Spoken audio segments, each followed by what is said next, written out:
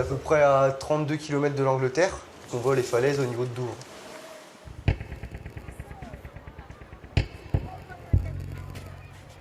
On sait que les Allemands étaient ici avant nous. C'était pour un autre contexte. Nous, ça va être pour la surveillance des baignards, etc. Et on a une superbe visu en fait, sur toute la baie grâce aux postes de secours. Continuellement, au niveau de la zone de bain ou même face aux postes de secours, on a en général, avec les mouvements de sable et les différentes marées, des pyromèles qui sortent.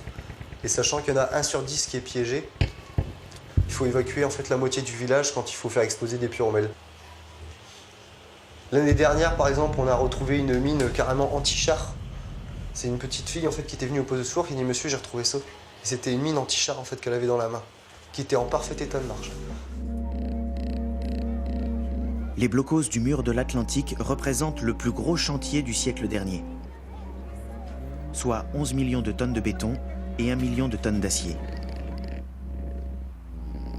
Les Allemands en ont construit plus de 15 000 depuis la Norvège jusqu'à la frontière espagnole. Bâtis sur 5000 km de côte, ils étaient conçus pour durer 1000 ans, selon la propagande allemande. La plupart sont sous terre. On ne peut plus y accéder, c'est enseveli ou muré. En Normandie, pratiquement tous les villages ont leur blocos musée. Hein. Tandis qu'ici, dans le Pas-de-Calais, on s'est empressé de les ensevelir.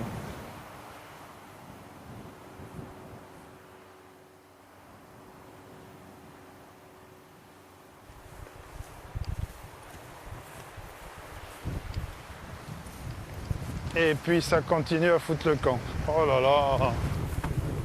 Quand j'étais gosse, on passait allègrement devant les blocos, hein, il n'y avait pas de problème. Et vous voyez tout ce qui est tombé, déjà depuis 40, 50 ans. Le troisième là-bas commence à avoir les pieds dans le vide. On ne peut rien faire contre la nature. Hein. La nature reprend ses droits.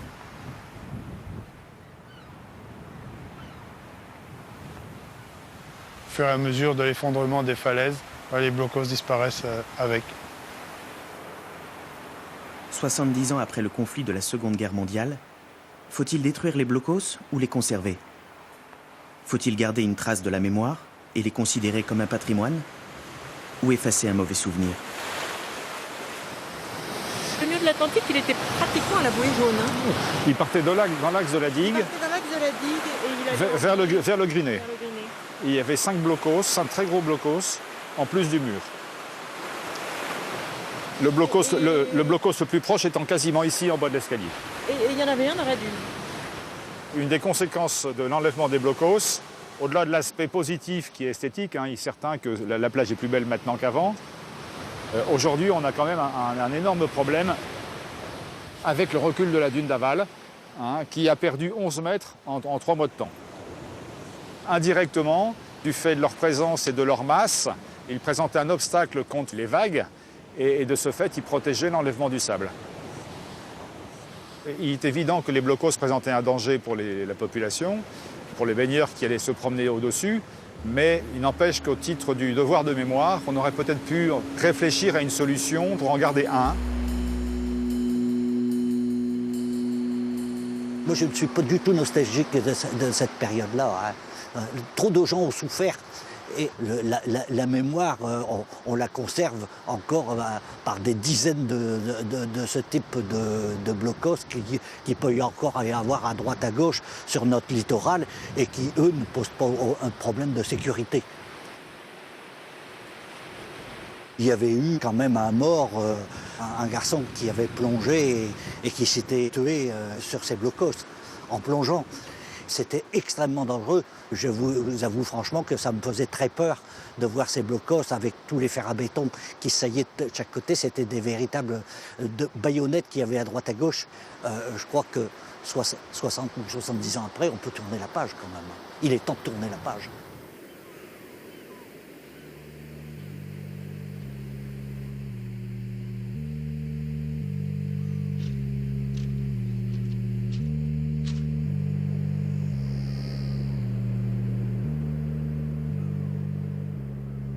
Il va pas tarder à descendre celui-là. Lequel? Celui qui est là-haut. On voit la découpe là. Presque comme si c'était un dessin. On voit bien la forme là de la montée d'escalier.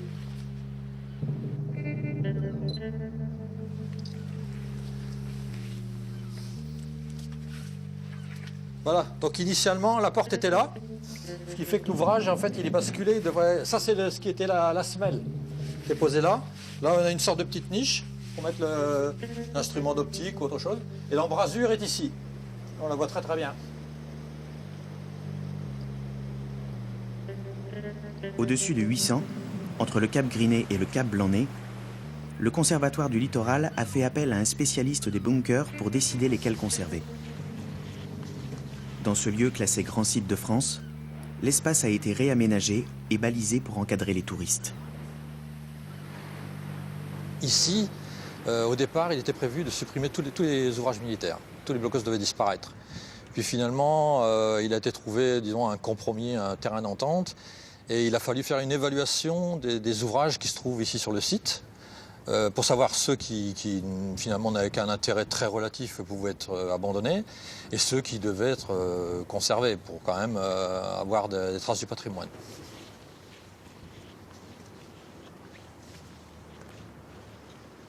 Voilà, c'est superbe, c'est aménagé, vous avez une belle terrasse. Mais on a détruit l'esprit de l'Atlantique, par contre, sur cette façade-là.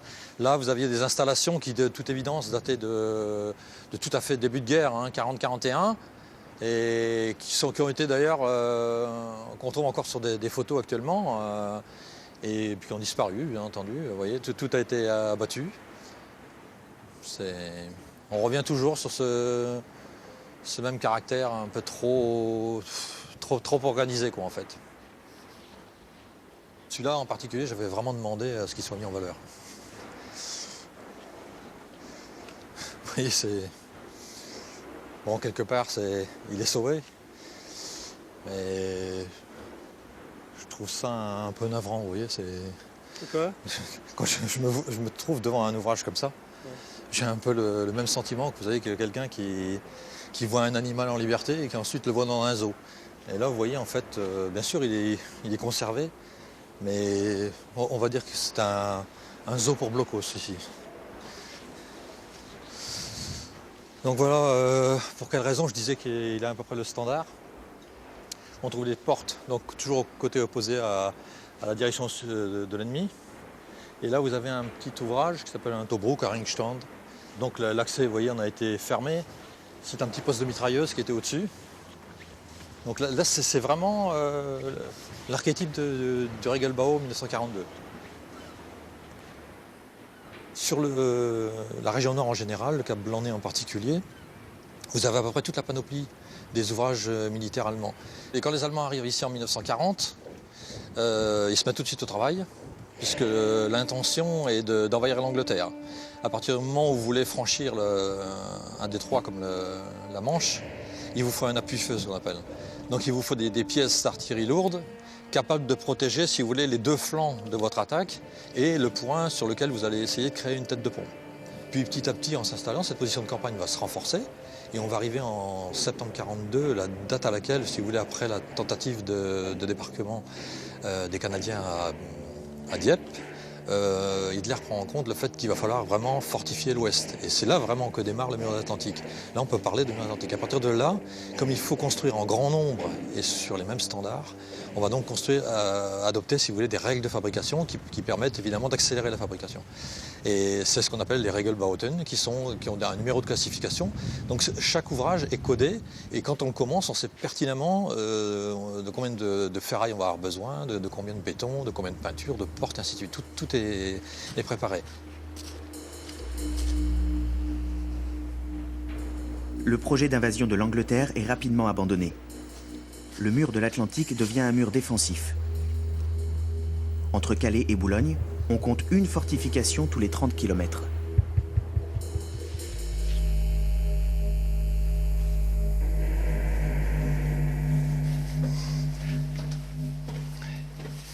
Donc ici, voilà, là c'est l'entrée type d'un ouvrage réglementaire. On a une descente d'escalier, avec ici on avait une embrasure, la plaque métallique a disparu, mais c'est l'embrasure qui permettait de prendre l'escalier, dans le sens de la descente bien entendu. Ici une porte type fermière, en deux éléments.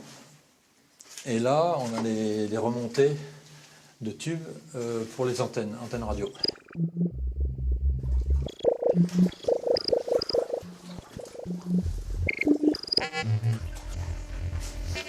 Alors voilà, au sol, ça devient dépotoir.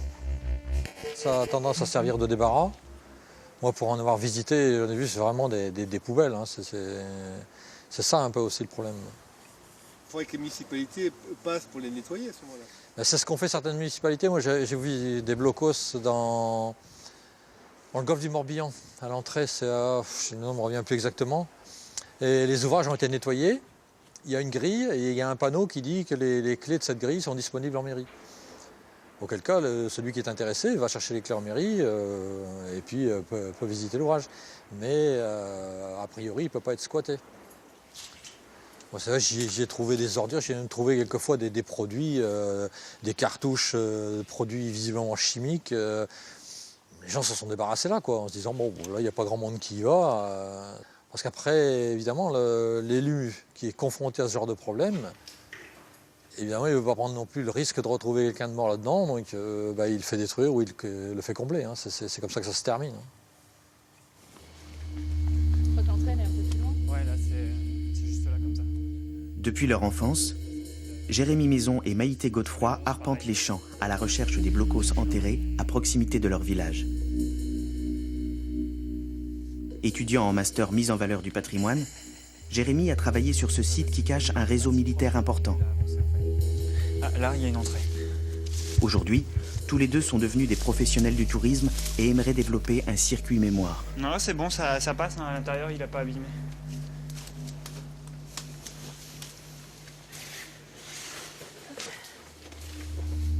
Bah, on a un crâne, même peut-être 3 là, on dirait qu'il y en a un, 2 là. Là, il y a un chien peut-être. Ouais. Donc ici, c'était des abris donc avec des tôles ondulées qui servaient de protection normalement et on voit des lignes d'œilletons qui servent à accrocher des lits donc, pour faire des dortoirs, donc à l'abri des bombardements.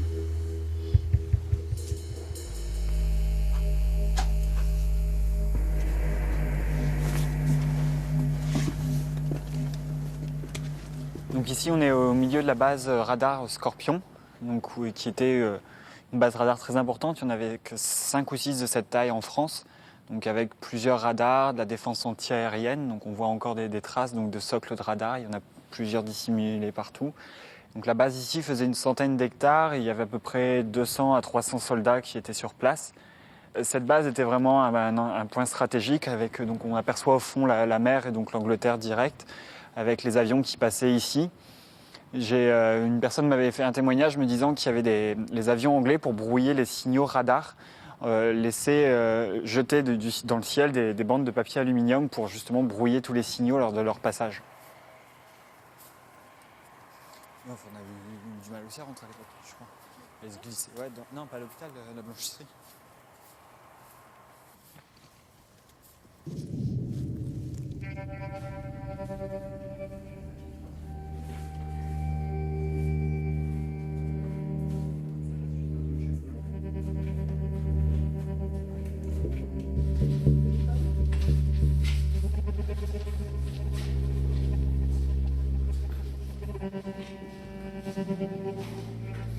Et la deuxième porte. Le bâtiment, normalement, c'était une infirmerie ou un hôpital semi-enterré.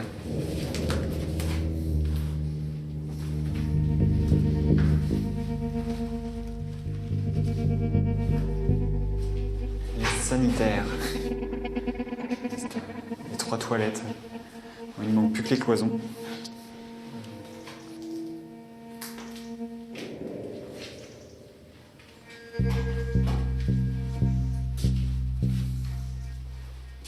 C'est vrai qu'on pense souvent blocos et défensif, les blocos qu'on voit le long de la mer, mais ça aussi, ça fait partie du système défensif, c'est la vie quotidienne.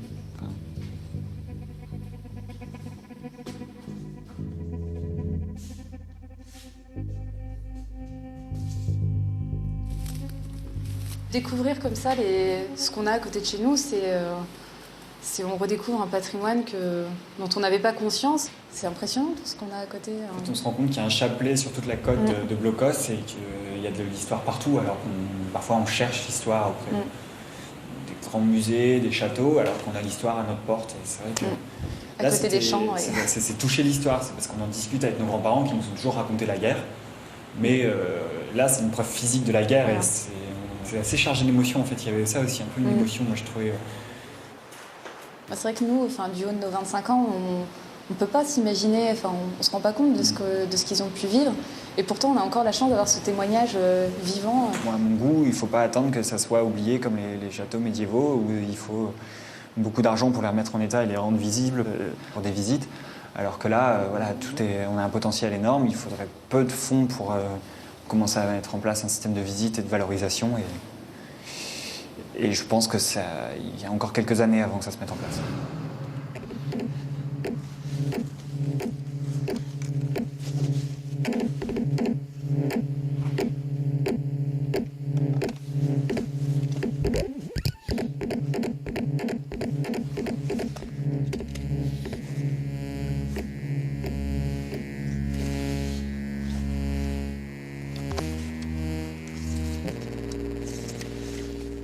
Écrivain, spécialiste d'ouvrages sur le mur de l'Atlantique, Yannick Delefosse répertorie les nombreux vestiges pour ses archives.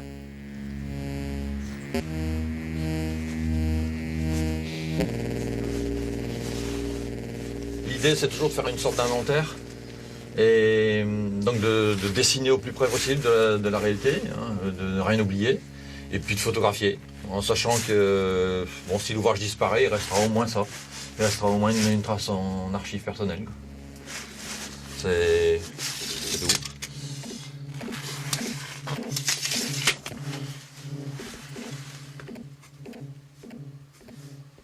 Je n'ai pas de notion d'architecture navale, mais il y a du travail.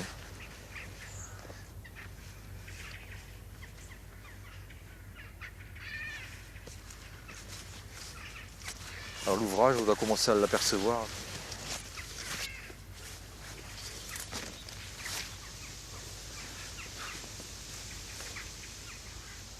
Un mastodonte, ce blocos. De la série 600, c'est un des plus gros. Fritz Staudt, c'était un contemporain d'Hitler, il était quasiment né la même année. Il a suivi Hitler très vite, c'était un Munichois, et il était ingénieur de PTP. Et c'est lui qui a mis sur pied le programme autoroutier allemand déjà. Ensuite, on lui a confié la construction du Westwall, donc, ce qu'on appelait aussi la ligne Siegfried, c'est-à-dire la ligne fortifiée qui est face à la frontière française. Et c'est à Taught également qu'on va confier justement la construction des ouvrages sur le littoral atlantique.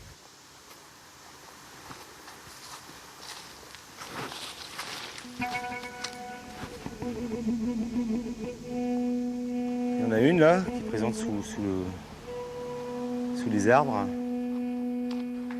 L'univers des Blocos rassemble beaucoup de passionnés. Archéologues amateurs qui aiment errer dans les dunes, à la recherche des bunkers perdus.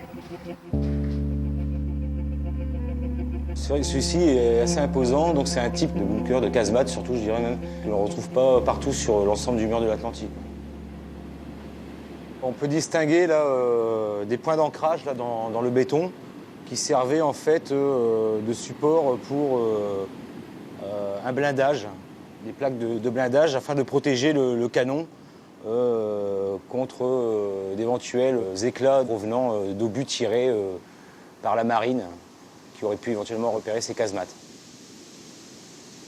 De même qu'ici, on distingue ce qu'on appelle ici un frontote qui faisait office également de pare-éclat. Donc ça, c'est une particularité que l'on trouve sur de nombreuses casemates et qui permet vraiment de parer les éclats et de protéger les servants qui se retrouvent ici en arrière et leur permettre de pouvoir continuer d'assurer des tirs.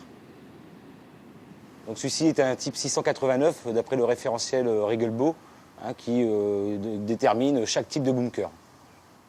Apparemment, ces casemates ont été édifiées en fin de guerre dans les années 44, je pense. C'est sûrement pour cela que les Allemands n'ont pas eu le temps de pouvoir mettre en place les canons, en fait. Ils sont presque dignes d'un film des Star Wars, en fait. C'est assez novateur, on va dire, comme construction.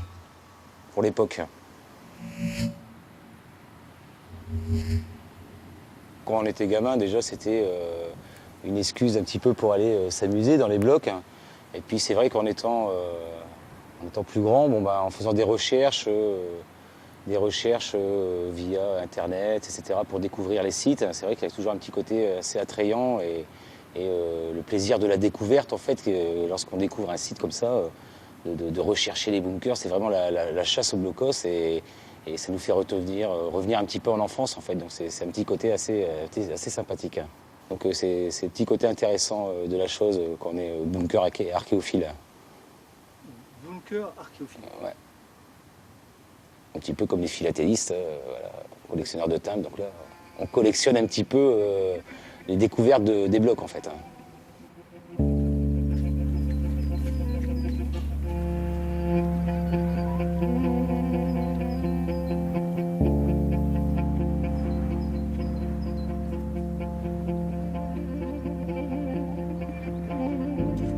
En Normandie, on a pris conscience du patrimoine historique que représentent les blocos.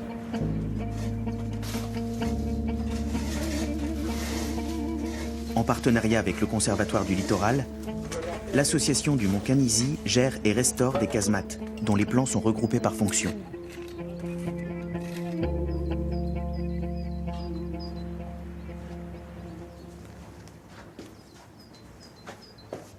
Tout ça, c'est donc les séries, donc la plus commune, c'est la série des 600. Hein, tu arrives avec 690. Donc on a le plan sur le Régelbeau. Donc ça, c'est le catalogue qui a été imaginé par l'organisation Todd. C'est-à-dire que ces ouvrages-là, vous les retrouvez en Bretagne, à Saint-Malo, vous les retrouvez à Arcachon, vous les retrouvez pratiquement tout le long du mur de l'Atlantique. Et il y en a environ 700 types différents.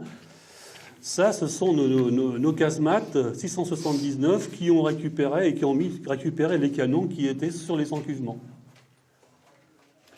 Là, par exemple, hein, on a abri pour 15 hommes. Voilà.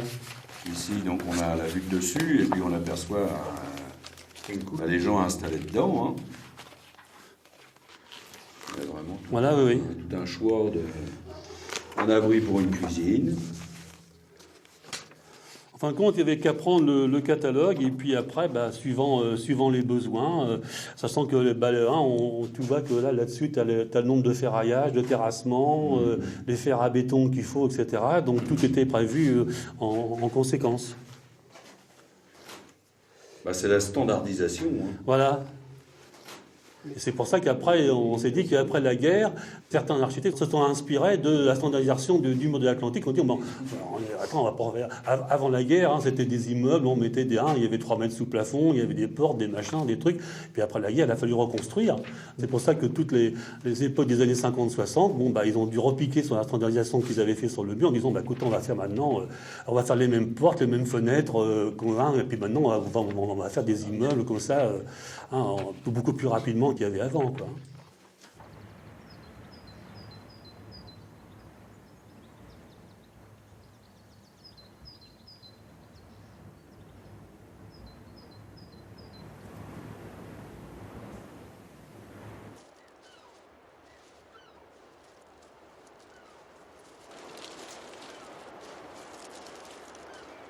Pour construire ces ouvrages, les Allemands engageaient une main-d'œuvre forcée, choisie dans la population locale.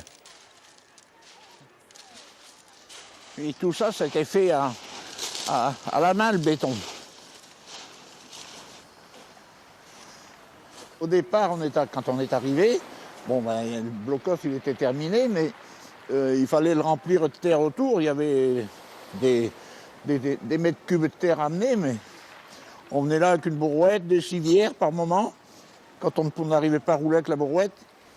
Et puis, on était une vingtaine à peu près de bonhommes. J'avais 14 ans. Comment ça se fait qu'ils prenaient des enfants? Ils prenaient ce qu'ils trouvaient. Dans l'école, ils ont dit, un tel.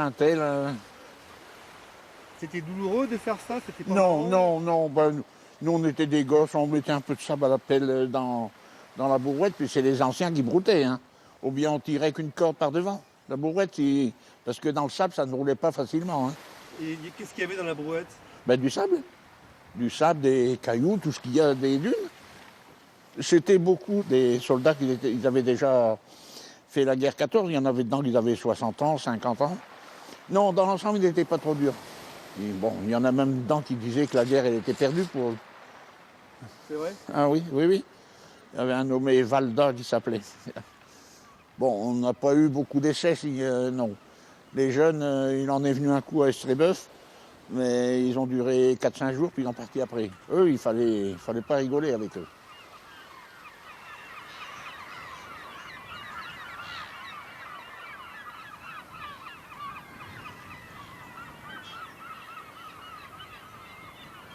Tel qu'il est là, dans un siècle, il sera peut-être encore là. Il aura peut-être souffert, mais il sera encore là dans un siècle. Ouais, je l'ai jamais si bien regardé de tout près. Je l'ai déjà vu, mais quand il était dans la dune. C'est un vestige qu'il faut conserver ici. Hein. C'est peut-être le seul de la baie.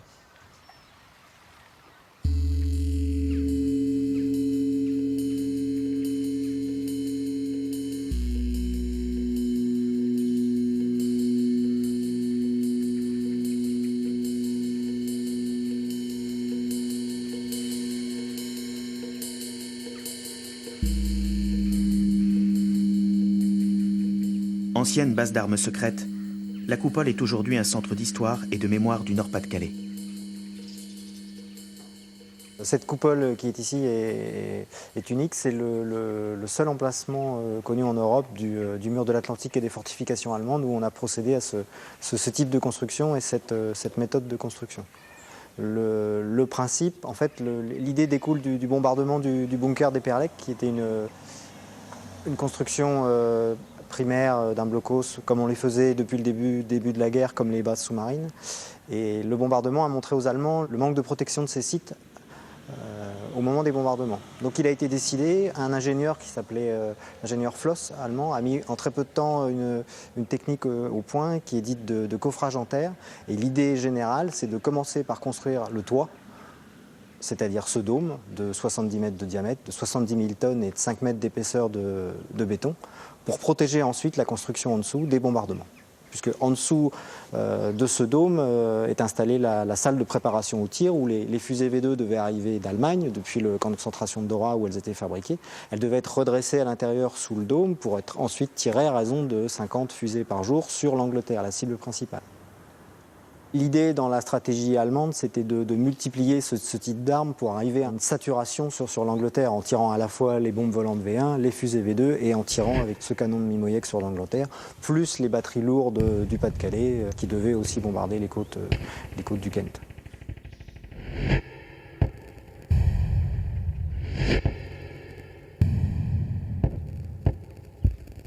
Le site a été bombardé à plusieurs reprises par les Britanniques, y compris plusieurs fois avec ce qu'on appelle des bombes Talboy, ce sont des bombes de 5 tonnes. Mais la structure est telle qu'elle a résisté à ces bombardements. Et même les Britanniques qui, en mai 1945, sur ordre de Churchill, ont voulu détruire le site, ont dû renoncer en raison de la structure et de la masse de l'élément qui aurait nécessité trop d'explosifs. Il faut savoir que le principe, c'était d'utiliser au maximum les matériaux qui étaient disponibles sur place, sur le pays. Donc on utilisait les carrières. Sur les plages, des énormes concasseurs servaient à broyer les galets pour faire du gravier, pour intégrer dans le béton. Les ferrailles venaient toujours du secteur. On essaie de s'approvisionner au maximum sur le terrain.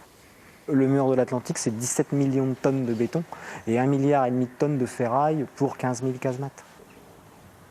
Toutes les entreprises de travaux publics, de terrassement de la région travaillent pour l'organisation Todt et sont forcées de travailler pour l'organisation Todt.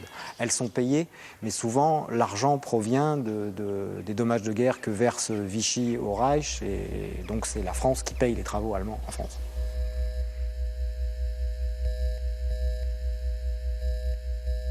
Dans le système national-socialiste, l'industrie est impliqués dans ces constructions militaires. La très grande majorité des entreprises allemandes utilisent de la main-d'œuvre concentrationnaire ou des travailleurs forcés, des prisonniers soviétiques. Des camps ici dans le Pas-de-Calais, dès 1942, un camp de juifs belges est installé à Dan-Camier pour fournir de la main-d'œuvre sur les chantiers du mur de l'Atlantique. Mais ces 2000 juifs vont être retransférés sur Bruxelles à la fin 1942 pour être envoyés à Auschwitz et gazés.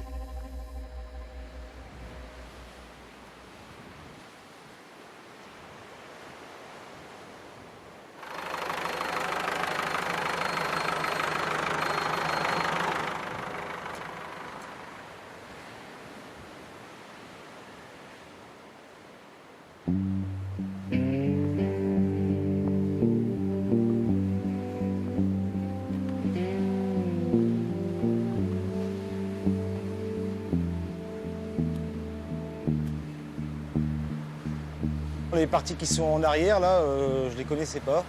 Donc il y a peu de temps que ça a été désablé, ça. Là, c'est marrant, ce truc-là, je l'ai jamais vu, ça, par contre. Ah, c'est ça. C'est une pièce qui permettait de pouvoir communiquer via un réseau de tuyaux avec d'autres servants de la batterie, du bunker en tout cas. Et donc le soldat posté ici pouvait communiquer avec d'autres soldats un peu plus loin dans le bunker. Donc il y avait des réseaux comme ça de tuyaux insérés complètement dans le béton qui permettaient vraiment de pouvoir... C'était un mode de communication assez fiable finalement et assez sommaire mais assez fiable. Pas besoin de transmission téléphonique ou électrique. C'est toujours intéressant de pouvoir redécouvrir des choses comme celle-ci, puisque c'est la première fois que je le vois, dans la mesure où cette partie du bloc vient de se désabler il y a peu. Il y a à peu près un an, le sable était arrivé à peu près à cette hauteur, globalement. Donc on ne voyait rien de ce qu'il y avait là, ni de ce qu'il y avait derrière.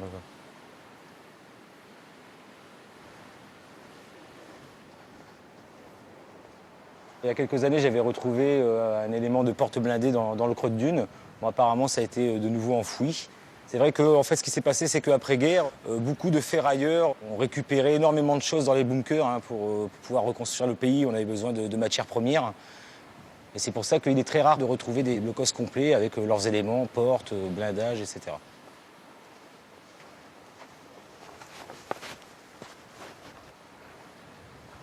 Donc là, on voit ici les cheminées. Hein. Parce que les bunkers étaient équipés de poêles, bien sûr, pour pouvoir résister à l'hiver. Hein. Donc il fallait bien que les hommes puissent se chauffer. Et la plupart des blocos étaient équipés d'un poêle. Hein. Donc ici, on distingue notamment à l'intérieur là, des éléments où il y avait un tuyau de cheminée, en fait.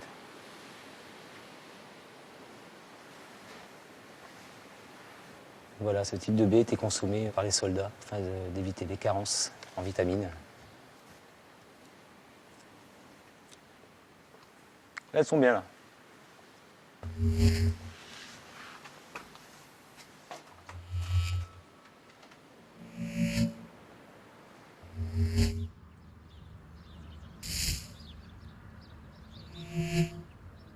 Les personnes qui l'ont, celui-là, il est partagé par le milieu. D'accord. Et ça fait deux chambres. Elle a le lino, elle a tout peint, elle a tout à la bronze.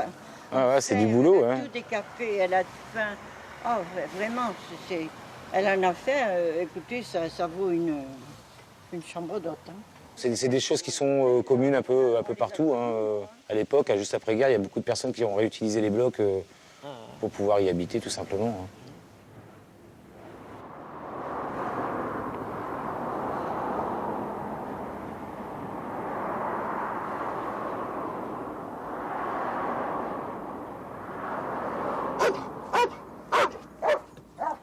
C'est le plus beau de tous. Ici, j'ai une chambre, j'ai trois pièces. 3 mètres sur 3 mètres. Ça, c'est ma chambre, 3 mètres sur 3 mètres, 2 mètres de haut. J'ai une garde-robe là-bas. Une chambre d'amis, 3 mètres sur 3 mètres. Au milieu, c'est la cuisine. Avant, en 1960, nous avons été jusqu'à 25 personnes, dont 5 femmes. Chacun avait son blocos. On vivait bien ensemble, bons camarades, bonjour, bonjour. Chacun avait sa vie. Il y en a qui sont partis en ville, il y en a qui se sont mariés, il y en a qui sont morts. C'est moi qui est resté le seul, le dernier des Mohicans.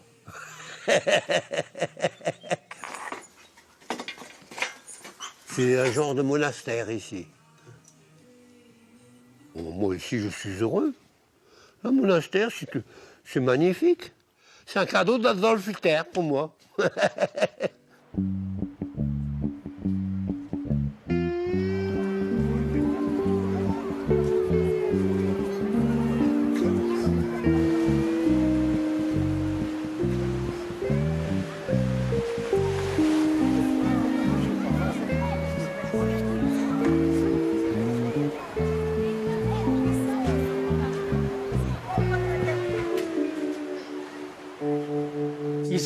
Ici, on est à l'intérieur du blocos. Hein. Donc là, c'était... Là, c'était le passage du canon.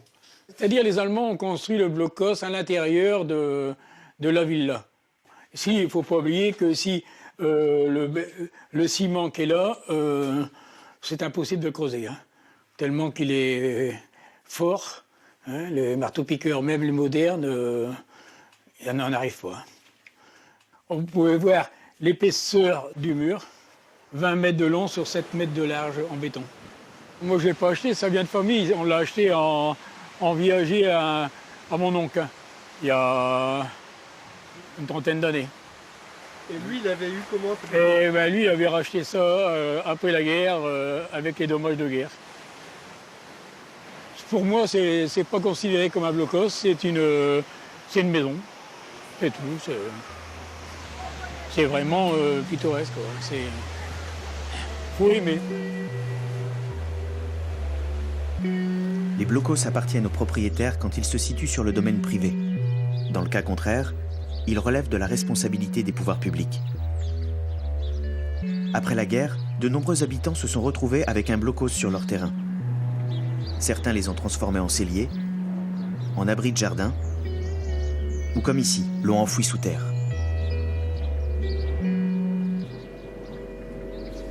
Vas-y. L'honneur du chef.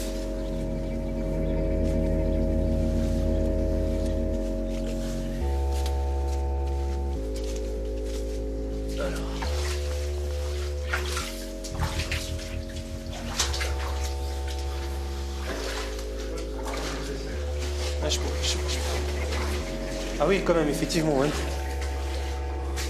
Ah, je pensais qu'il y avait moins d'eau que ça, quand même.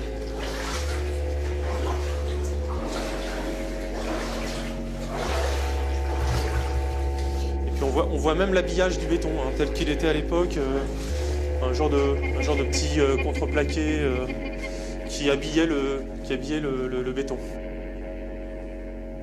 Donc là, on voit bien les supports de lit au niveau même de la pièce, hein. Il n'y a pas que sur les murs, c'est au niveau central. Donc là, on avait 1, 2, 3, 4, 5, 6, 7, 8, 9, 10, 11, 12, 13, 14.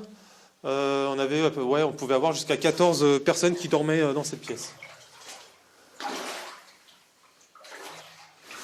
Là, tu as les crochets de lit, ouais. Donc c'est une barre qui est fixée au mur, sur lequel tu fixes un crochet et sur lequel tu fixes le sommier. Et le sommier lui-même est retenu de manière verticale par des chaînettes qui sont réglées par des systèmes à vis. Et donc eux-mêmes soutenus au plafond par des crochets que tu retrouves dans quasiment tous les blocos. Alors là, on a le poêle, voilà. Le poêle avec son conduit et son évacuation extérieure. Avec le chauffe-plat sur le dessus. Un support de lit. Ouais, il y a de meubles, un support de meubles. Toi, il devait y avoir une armoire. Ils ont dû prendre une armoire parce qu'en fin de compte, ils pillaient les villas qui étaient abandonnées et récupéraient les meubles pour les installer dans les blocos. Ils étaient occupants, hein, donc comme ils étaient occupants, ils prenaient ce qu'ils avaient besoin de prendre. Hein. Là, on dirait une genre de batterie, tu vois, pour un matériel quelconque. Le blocos a été fermé aux alentours des années 46-47 et donc laissé tel quel. Il a été ouvert en 2000. En 2000, on l'a ouvert et donc on l'a retrouvé dans son jus tel quel. Ouais, j'ai eu la chance de rentrer le premier et c'était assez impressionnant, quoi. C'est un peu le Graal quand même pour le bunker archéologue. Ah bah ouvrir un blocos, c'est relativement rare, hein. J'en ai pas ouvert beaucoup, j'en ai ouvert 2 ou 3 et dans cet état, c'est le seul. Hein. C'est-à-dire avec tout ce matériel-là, c'est le seul.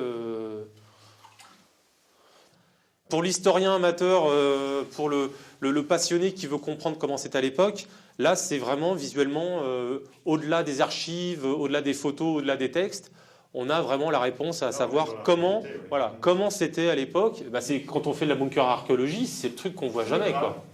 C'est le Graal, comme tu dis, ouais.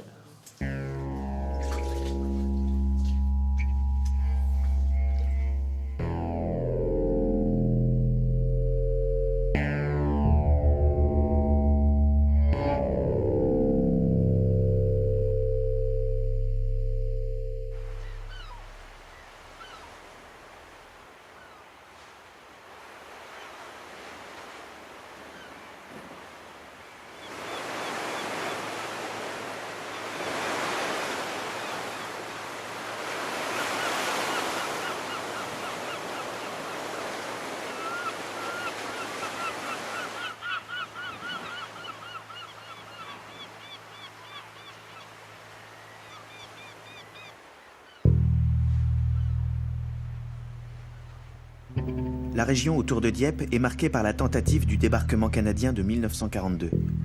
Une histoire qui intéresse particulièrement les habitants. De nombreuses associations se passionnent pour les vestiges de la Seconde Guerre mondiale. On prend toujours des photos et puis on archive, on historise ça, on stocke. Et en fait, on a toujours des photos d'avance. Chaque semaine, on fait une mise à jour de notre site. Et ça permet d'intéresser les gens. Les gens, chaque semaine, viennent se connecter. On doit avoir 3-4 000 photos.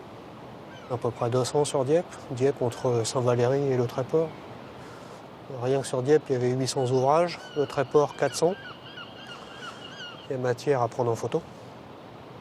Nous, on ne fait pas l'apologie du nazisme. Nous, ce qui nous intéresse, c'est les faits historiques et puis comprendre pourquoi ça a été fait et tracer, historiser la chose. Voilà. Nous, on n'est pas des pro-nazis. On a un ami qui a trouvé un casque allemand. Il se promenait sur la plage et il y a 6 mois, il a trouvé un casque allemand. Là, il y avait une tranchée en haut, là. Et ça a été remblayé après la guerre. Et puis, comme là, il y a tout un éboulement, tout a déboulé.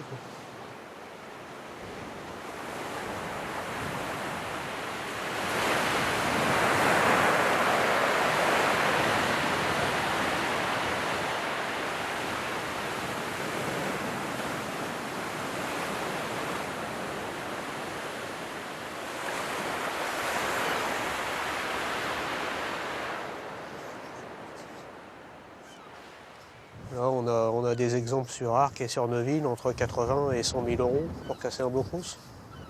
Pour l'instant, ils restent en place. C'est quand même des coûts assez faramineux pour les casser. Donc ça se fait dans des cadres de réhabilitation, aménagement du territoire, mais là, ça gêne personne pour l'instant.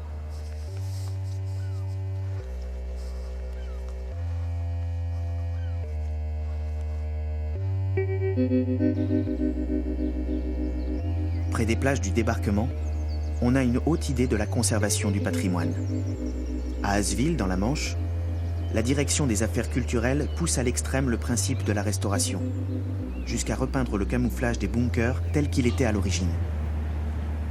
L'idée est de retrouver l'état initial, comme on pourrait le faire pour n'importe quel monument historique. Toutes ces peintures, on les a vues après 1944. C'est là qu'on a vu les peintures. On ne les voyait pas. Moi, à cette époque-là, j'avais 5 ou 6 ans. Que les Allemands qui étaient ici, ils arrivaient du front russe. Oui, il y en avait beaucoup qui étaient âgés. Il y avait beaucoup d'âgés. Ben, il y en a qui avaient fait le front russe.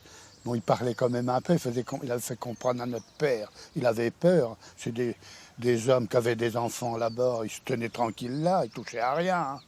Ils pleuraient, ça s'arrivait. Hein. Ça s'est arrivé. Hein. Comme ça, notre père nous le disait, il leur parlait un petit peu. Mais nous, les gosses, on avait peur. Votre père, il était comment avec les Allemands? On s'entendait bien, bon, il se méfiait. Hein, bon, qu'est-ce que vous voulez? Il n'y avait pas le choix. Hein. Il n'y avait pas le choix. Mon père était méfiant aussi, il avait fait la guerre 14. Hein. Alors, bon. Mon frère faisait partie de la résistance, ainsi qu'une personne de Sainte-Mère-Église, et on savait que c'était le débarquement. Et les premiers parachutistes que j'ai vus, c'était sur Fréville. Alors là, j'ai eu peur, hein, parce que maman a ouvert la porte et il est apparu 2 parachutistes, maquillés, noirs, le visage noirci, et dans leur casque qui était recouvert d'un filet, il y avait des branchages de frênes. Alors c'était comme des monstres. Hein. Et là, j'ai eu un peu peur. Et maman parlait anglais, donc ils ont dialogué et ils ont demandé s'il y avait des Allemands. Et maman leur a dit non, ici, il n'y a pas d'Allemands. Les Allemands d'ici, ils le savaient. Quand il y a le débarquement, il ne faut pas vous en aller par là, il faut partir par là. Ils l'avaient dit. Hein. Donc on est parti à 3 km de là. On a couché dans une haie. Toute la nuit, on entendait le bruit des avions. Et on a vu les parachutistes descendre là-bas. C'était extraordinaire, tout le monde regardait, on en voyait toutes les couleurs. Hein. Il faisait clair de lune, on les voyait descendre. Ils n'ont pas descendu où il fallait. Ils étaient un petit peu perdus. Normalement, ils étaient à plus de 10 km.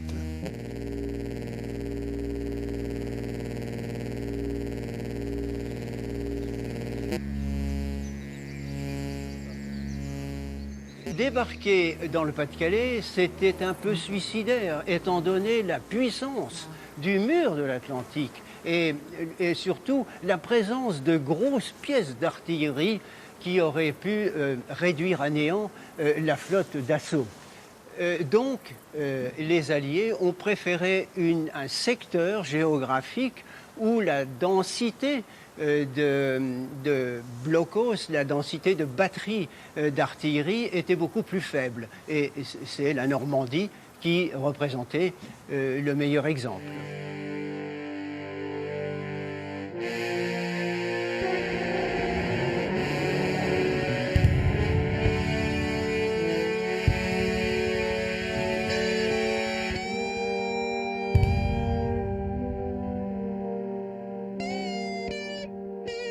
Avec le débarquement qui s'est déroulé en Normandie, les casemates du mur de l'Atlantique sont rattachées à une histoire qui n'existe pas ailleurs.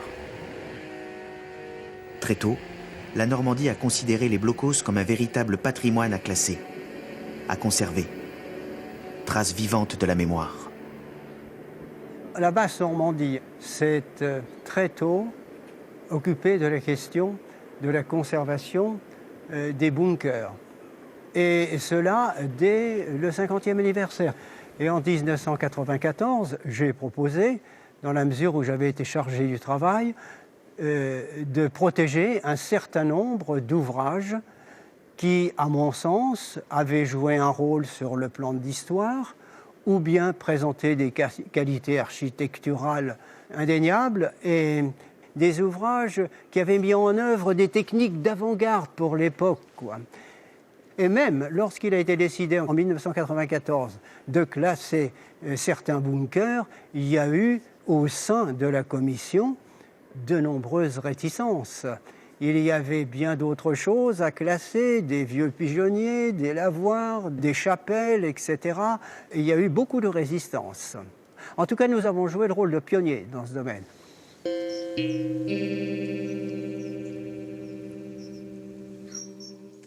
Le mur de l'Atlantique, réputé invincible, serait finalement un échec stratégique, symbole de l'enlisement de l'armée allemande obligée de s'enfouir sous le béton, dans une position défensive face à la mer.